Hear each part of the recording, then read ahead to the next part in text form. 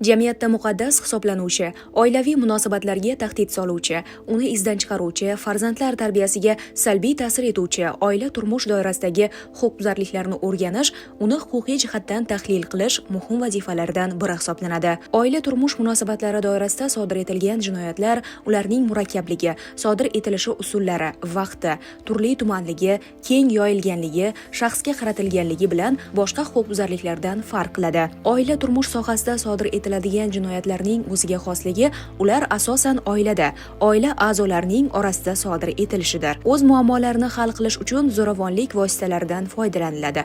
Bu holat kundalik oila turmush munosabatlari doirasida turlicha tajovuzkor xulq-atvorlar namoyon bo'lib, oddiy badanga shikast yetkazishdan to qasddan odam o'ldirishgacha olib keladi. Shaxsga qarshi jinoyatlarning 60% oila turmush munosabatlari doirasida sodir etiladi. Oila turmush munosabatlari doirasidagi jinoyatlar natijasida nafaqat muayyan shaxs jabrlanadi, balki u bilan birgalikda uning oila a'zolariga, ular o'rtasida ijtimoiy huquqiy munosabatlarga ham zarar yetkaziladi. Mazkur jinoyatlarning jabrlanuvchisi jinoyatchi shaxsning eri yoki xotini, farzandi yoki ota-onasi yoxud yaqin kishilari bo'lishi mumkin. Ayrim hollarda bunday jinoyatlar oqibatida butun bir oila yo'q bo'lib ketadi yoki oila a'zolari o'rtasida munosabatlar shunday darajada buziladiki, uni hech qachon avvalgi sog'lom hayotiga qaytarib bo'lmaydi.